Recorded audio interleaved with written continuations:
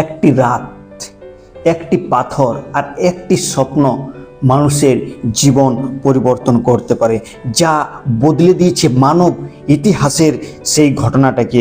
যাকব কি দেখেছিলেন সেই স্বর্গের সিঁড়ি কি সত্যি ছিল? আর এর সঙ্গে প্রভু যীশু খ্রিস্টের বা সম্পর্কটাই কি? আজ আমরা বাইবেল থেকে এই রহস্যময় বিষয়টিকে আলোচনা করে নেব। প্রিয় বন্ধুগণ, আজকে এই ভিডিওটিতে বিশেষ করে আমরা এক বড় প্রশ্নকে নিয়ে এসেছি। পবিত্র শাস্ত্র বাইবেলে আমরা এরকম অনেক বিষয়কে শুনে থাকি। ঈশ্বর তার সন্তানদেরকে বিভিন্ন রূপে আশীর্বাদ করে থাকেন, অনেক সময় দর্শনের দ্বারা, অনেক সময় তার লোকেদের কার্যের মাধ্যমে। আর তিনি যখন তাদের জীবনে কার্যকর করে তখন তাদের জীবনে দর্শনকেও দিয়ে থাকেন, এবং সেই দর্শনের দ্বারা এবং ভাববাদীদের দ্বারা তাদের জীবন কিভাবে উন্নত হবে সেই বিষয়ে ঈশ্বর তাদের জীবনকে সেরূপভাবে পরিচালনা করেন। প্রিয় বন্ধুগণ, আজকে আমরা এরকমই একটা বাইবেলের আশ্চর্যকর ঘটনাকে দেখে নেব, যেটি আমাদের জন্য, প্রত্যেকের জন্য খুবই গুরুত্বপূর্ণ। আর এবং এই ঘটনাটার রহস্যটা কি সেই বিষয় নিয়ে আজকে আমরা এই ভিডিওটিতে আলোচনা করব। সেই বিষয়টি হচ্ছে যে যাকবের জীবন থেকে আজকে আমরা আলোচনা করব।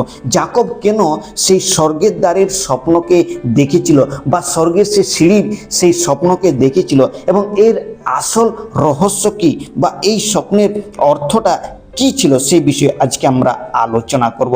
যাকবের স্বপ্নের আসল রহস্য কি আপনিও জানলে অবাক হবেন। স্বর্গের দ্বার কি সত্যি ছিল, বা এটি কোনো একটি রহস্যময় ঘটনা? আসুন আমরা আজকে এই ভিডিওটিতে আলোচনা করি। আপনি কি কখনো ভেবেছেন কেন ঈশ্বর যাকবকে একটি সিঁড়ির, সেই স্বর্গরাজ্যের সিঁড়ির স্বপ্নকে দেখেছিলেন? যেখানে যাকব স্বপ্নকে দেখেছিলেন যে স্বর্গদূতেরা তারা ওঠানামা করছে, এই স্বপ্নটি যাকব কেন দেখেছিল? যার এক প্রান্ত পৃথিবীর, অন্য প্রান্তে স্বর্গ, কেন স্বর্গদূতেরা সেই সিঁড়িতে বেয়ে ওঠানামা করছিল? আর কেনই বা এই স্থানকে সেই যাকব ঈশ্বরের গৃহ ও স্বর্গের দ্বার বলেছিলেন? এই প্রশ্নটি নিয়ে আজকে আমরা আলোচনা করব। এই স্বপ্ন কি শুধু যাকবের জন্য ছিল, নাকি আজকে আমাদের জীবনের এক গভীর শিক্ষা রয়েছে, নাকি আমাদের প্রত্যেকের জন্য এই শিক্ষার বিষয় কি রয়েছে? প্রিয় বন্ধুগণ, ভিডিওটি শেষ পর্যন্ত দেখুন বিনা স্কিপ করে। আর আজকে আমরা জানব এর রহস্যময় স্বপ্নের অর্থ এবং কিভাবে আমাদের জীবনের সঙ্গে এই বিষয়টি সম্পর্কিত আছে, এই বিষয়ে আজকে আমরা আলোচনা করব। আদি পুস্তকে যখনই আমরা যাকবের জীবনকে অধ্যয়ন করি, যাকবের চরিত্র হচ্ছে এক গভীর চরিত্র এবং রোমাঞ্চকর চরিত্র। যখনই যাকবের সম্বন্ধে আমরা চিন্তা করি, আমাদের সবসময় মনে আসে ঠকবাজ। সে কিভাবে সে তার ভাইকে ঠকিয়েছিল, কিভাবে তার পিতাকে ঠকিয়েছিল, কিভাবে তার মামাকে ঠকিয়েছিল, আর আমরা এইসব বিষয়গুলিকে আমরা জানতে পাই। কিন্তু যাকবের জীবনের যে ঈশ্বরের যে অনুগ্রহ ছিল, আর সেটাকে আমরা অনেক সময় ভুলে যাই। এখন আমরা যাকবের পরিস্থিতি সম্বন্ধে আলোচনা করব। আজকের যে আলোচনার বিষয় হবে আদি পুস্তক থেকে, সে বিষয়টি হবে আদি পুস্তক তার 28 অধ্যায় 10 থেকে 22 পদের মধ্যে। আজকে আমরা যাকবের স্বপ্নের অর্থের রহস্যটিকে শুধু আমরা জেনে নেব। তার পূর্বে আমরা একটু জেনে নিই যাকবের পরিস্থিতি কেমন ছিল।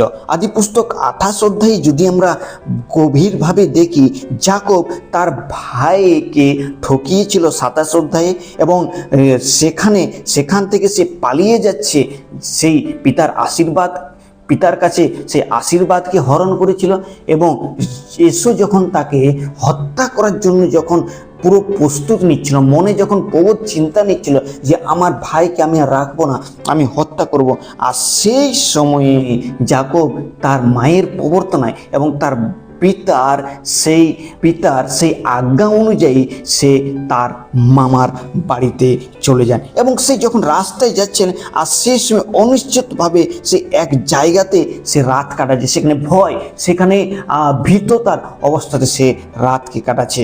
এখানে ঠিক সেই সময়ে ঈশ্বর তার তাকে দর্শনকে দিলেন এবং যখন স্বপ্নকে দিলেন, তখন এখানে আমরা একটি গুরুত্বপূর্ণ শিক্ষাকে পাই।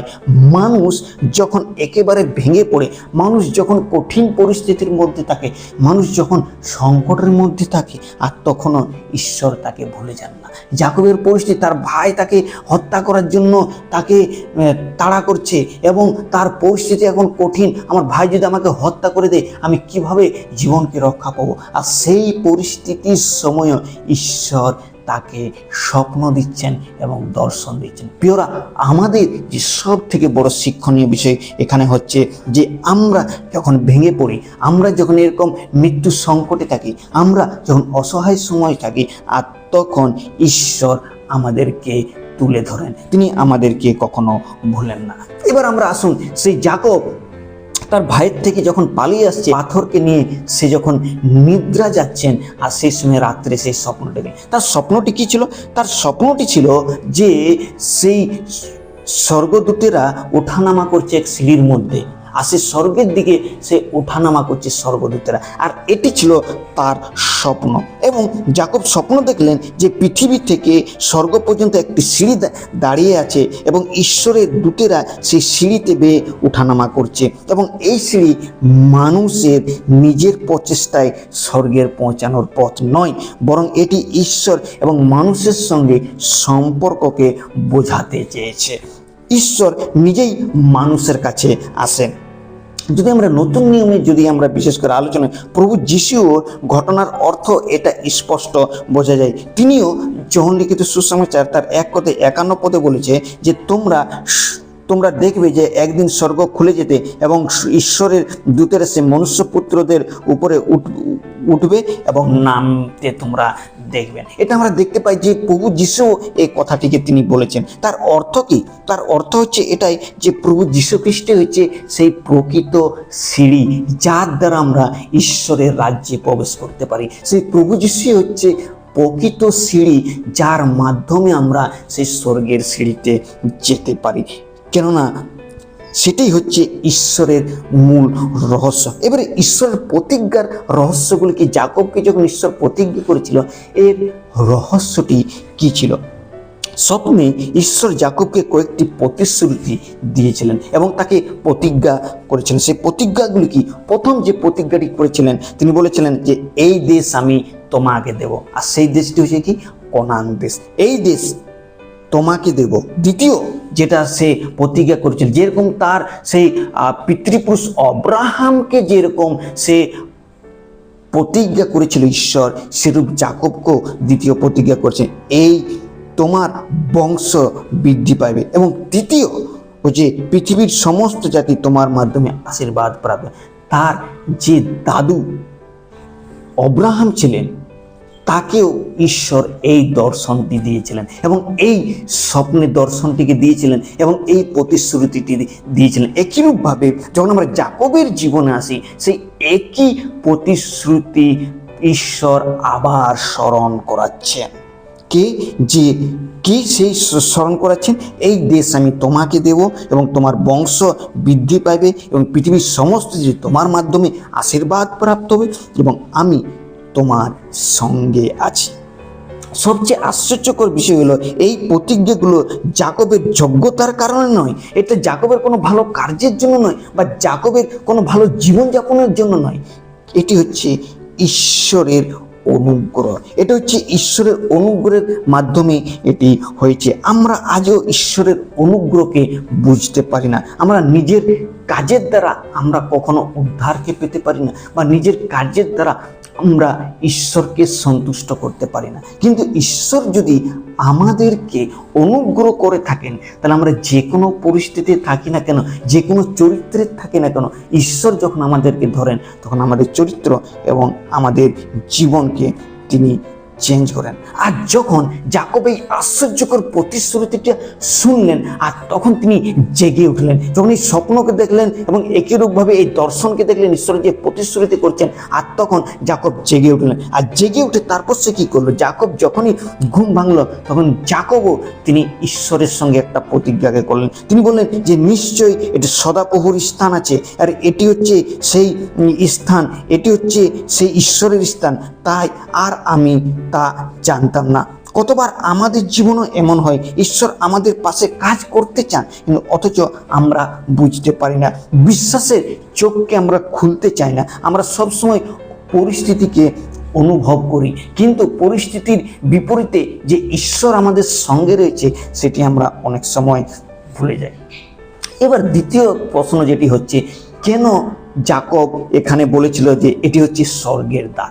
এর রহস্যটি কি? কেন যাকব এই কথাটি বললেন যে এটি হচ্ছে স্বর্গরাজ্যের দ্বার? যাকব সেই স্থানটির নামও রাখলেন, আর সেই নামটি তিনি যখন দেখলেন যে ঈশ্বরের এখানে উপস্থিতি রয়েছে, ঈশ্বরের বাস রয়েছে, আর যখন সে বললেন এটি স্বর্গের দ্বার, আর তখন তিনি একটি নামকে রাখলেন, সেটির নাম হচ্ছে, সেই জায়গাটির নাম যাকব রাখলেন, সেই জায়গাটার নাম বেথেল, যার অর্থ হচ্ছে ঈশ্বরের গৃহ। তিনি বললেন এটি হচ্ছে ঈশ্বরের গৃহ এবং এটাই স্বর্গের দ্বার। তিনি বুঝতে পেরেছিলেন যে এই স্থানে তিনি ঈশ্বরের উপস্থিতিকে অনুভব করলেন। কিন্তু নতুন নিয়মে আমাদেরকে শেখায় আজ কোনো নির্দিষ্ট স্থান নয়, বরং প্রভু যীশু মানুষের জন্য স্বর্গের একমাত্র দ্বার হচ্ছে, স্বর্গে পৌঁছানোর দ্বার একমাত্র হচ্ছে, সেটা হচ্ছে প্রভু যীশু খ্রিস্ট। জন 14:6 খুব সুন্দর বলে, না আমি হচ্ছি সেই পথ, সত্য ও জীবন, আমাদিয়া না আসলে কেহ পিতার কাছে যাইতে পারে না। প্রিয়রা, প্রভু যীশুই হচ্ছে সেই পথ, সত্য ও জীবন, যেটি আমাদের প্রত্যেকের জন্য প্রয়োজন। এইবার যাকব যখন এই দর্শনটি দেখলেন, আর তখনই যাকব ঈশ্বরের কাছে মানত করলেন। যাকব কি মানত করে? যাকব বললেন, যদি ঈশ্বর আমার সঙ্গে থাকেন এবং আমাকে রক্ষা করেন এবং আমাকে শান্তিতে আবার পুনরায় আমার বাড়িতে ফিরিয়ে আনেন, তাহলে সদাপ্রভুই আমার ঈশ্বর হবেন। ওহো, এখানে যাকবের শর্তটা খুব সুন্দর। প্রথম ঈশ্বর তাকে প্রতিশ্রুতি দিলেন, প্রতিজ্ঞা করলেন যে আমি তোমার সঙ্গে আছি, আমি তোমাকে এই দেশকে দেব এবং আমি তোমার দ্বারা অনেক রাজ্য বংশ বৃদ্ধি করবো এবং তোমাকে আশীর্বাদ করব এবং তোমার দ্বারা অনেক লোক আশীর্বাদ প্রাপ্ত হবে। তখন যাকব তিনিও মানত করলেন যে যদি ঈশ্বর আমার সঙ্গে থাকেন এবং আমাকে রক্ষা করেন এবং পুনরায় আমাকে ফেরেন, তাহলে তিনি আমার ঈশ্বর হবে এবং আমি সমস্ত আয়ের দশমাংশ ঈশ্বরের সম্মুখে দেব। এখানে তিনি ঈশ্বরকে ঘুষ দিচ্ছেন না, কিন্তু ঈশ্বরের প্রতি কৃতজ্ঞতাকে তিনি প্রদান করেন যে যদি ঈশ্বর আমাকে রক্ষা করেন, তার প্রতিশ্রুতিতে আমি ঈশ্বরকে যে ভেট দেবো সেটা ঈশ্বরের অনুগ্রহ এবং ঈশ্বরের সেটা একটা ঈশ্বরের কাছে সমর্পিত হবে যে সত্যি ঈশ্বর আমাকে রক্ষা করেছেন। প্রিয় বন্ধুগণ, আজকে আমাদের জীবনে যে রহস্যময় শিক্ষাগুলি রয়েছে, এই ঘটনার দ্বারা আমরা আমাদের জীবনে কি প্রয়োগ করতে পারি? প্রথম যে হচ্ছে, এই ঘটনার মাধ্যমে আমরা একটি গুরুত্বপূর্ণ শিক্ষা পাই, সেটি হচ্ছে ঈশ্বর আমাদের দুর্বল অবস্থাতেও আমাদের সঙ্গে থাকেন। যখন আমরা পরিস্থিতির আধারে থাকি, যখন আমরা নিজেরা নিরাশ হয়ে যাই, আমরা কোথায় যাব, কোন স্থানে থাকবো, আর সেই সময় ঈশ্বর আমাদের বাসস্থান খোঁজেন। দ্বিতীয় যেটি হচ্ছে, ঈশ্বরের অনুগ্রহ আমাদের যোগ্যতার উপর নির্ভর করে না। এখানে যাকবের যদি চরিত্রকে দেখি, এমন কোনো তার যোগ্যতা ছিল না, কিন্তু ঈশ্বরের অনুগ্রহ তার প্রতি ছিল। প্রিয়রা, আমাদের যোগ্যতা আমাদের টাকা পয়সা দেখে না, আমাদের অন্তঃকরণকে ঈশ্বর সবসময় দেখে। আমার অন্তঃকরণ প্রভুর প্রতি কতটা, আমার অন্তঃকরণ প্রভুর প্রতি কতটা ভক্তি রয়েছে, আর সেটি সব থেকে বেশি আমাদের গুরুত্বপূর্ণ বিষয়। তৃতীয় হচ্ছে যে এক স্বর্গের যে সিঁড়ি, যাকব যেরকম বলে এটাই হচ্ছে স্বর্গের পথ, সেরকম আমাদের জন্য একটা স্বর্গের পথ খোলা রয়েছে, আর সেটা হচ্ছে প্রভু যীশু খ্রিস্ট। প্রভু যীশু খ্রিস্টই একমাত্র হচ্ছে সেই স্বর্গরাজ্যের পথ। চতুর্থ বিষয়, যেটি ঈশ্বর তার প্রতিশ্রুতি কখনো ভঙ্গ করেন না। ঈশ্বর যে প্রতিজ্ঞা করেন, ঈশ্বর যে প্রতিশ্রুতি করেন, আর সেটি ঈশ্বর তার অনুযায়ী কার্যকর করেন। যাকবকে যেরকম বলেছিলেন যে আমি তোমার দ্বারা আশীর্বাদ প্রাপ্ত করো, আর যাকবকে সেটা করেছিলেন। পঞ্চম বিষয়, যে ঈশ্বরের উপস্থিতি উপলব্ধি করলে আমাদের জীবন বদলে যায়। যখন আমরা ঈশ্বরের উপস্থিতিকে বুঝি, ঈশ্বর আমার সঙ্গে আছে, তখন আমাদের জীবন বদলে যায়। যাকব আগে ঠকবাচ্ছিলেন, ছলবাচ্ছিলেন, কিন্তু যখন ঈশ্বরের উপস্থিতিকে বুঝলেন, ঈশ্বরকে যখন ঈশ্বরের কাছে নিজেকে নিয়ে আসলেন, আর ঈশ্বর তাকে আশীর্বাদ করলো এবং তার নামকে চেঞ্জ করলেন, আর তার নাম যাকব থেকে ইসরায়েল হয়ে গেল। প্রিয়রা, এটি হচ্ছে ঈশ্বরের আশীর্বাদ, এটি হচ্ছে ঈশ্বরের সঙ্গে সময় কাটানোর ফল। প্রিয় বন্ধুগণ, আজকে যাকবের স্বপ্ন কোনো সাধারণ স্বপ্ন ছিল না, এটি ছিল ঈশ্বরের মুক্তির পরিকল্পনার একটি ভবিষ্যৎ চিত্র, যেটা যাকবের জীবনে ঈশ্বর করতে চাইছিলেন। আর সেই সিঁড়ি আমাদের মনে করিয়ে দেয় যে মানুষ নিজে কখনো স্বর্গে পৌঁছাতে পারে না, তার জন্য একটা সিঁড়ি রয়েছে, আর সেই সিঁড়ি হচ্ছে প্রভু যীশু খ্রিস্ট। ঈশ্বর নিজেই প্রভু যীশু খ্রিস্টের মাধ্যমে তিনি স্বর্গের সেই পথকে খুলে দিয়েছে। আজ প্রশ্ন হলো, আপনি কি সেই পথকে জানতে চান? আপনি কি সেই পথের পথিক হতে চান? সেই স্বর্গরাজ্যের পথের যদি পথিক হতে চান, তাহলে আজকেই এই ভিডিওর দ্বারা প্রভু যিশুর কাছে নিজের পাপকে স্বীকার করুন আর বলুন, প্রভু যিশু, আমি আপনার স্বর্গের সেই দ্বারকে পেতে চাই। আর সেই স্বর্গের দ্বার হচ্ছে প্রভু যীশু খ্রিস্ট। আপনি প্রভু যীশু খ্রিস্টকে উদ্ধারকর্তার রূপে স্বীকার করুন আর বলুন, প্রভু যীশু, আমি একজন পাপী, আমার পাপের জন্য আপনি মৃত্যুবরণ করেছেন এবং তৃতীয় দিবসে পুনরুত্থিত হয়েছেন। আর ঈশ্বর আপনার হৃদয়ে আসবেন এবং ঈশ্বর আপনাকে আশীর্বাদ, আর তখন আপনার জীবনের পরিস্থিতি বদলে যাবে আর আপনিও সেই স্বর্গের দ্বারকে খুঁজে পাবেন আর আপনিও সেই স্বর্গরাজ্যের বসবাস করবেন। এটি হচ্ছে যাকবের স্বপ্নের আসল রহস্য। বন্ধুগণ, এই ভিডিওটি আপনাদের কেমন লাগলো কমেন্ট বক্সে নিশ্চয়ই জানাবেন। আর যদি ভিডিওটি ভালো লেগে থাকে তাহলে আপনার বন্ধু বান্ধব অন্যদেরকেও শেয়ার করবেন এবং চ্যানেলটি সাবস্ক্রাইব করতে ভুলবেন না। এই ছোট্ট চিন্তাধারা দ্বারা ঈশ্বর আপনাদের প্রত্যেককে আশীর্বাদ করুন। ঈশ্বরের নাম মহিমান্বিত। আর একটিবার আপনাদের প্রত্যেককে জয় যিশু।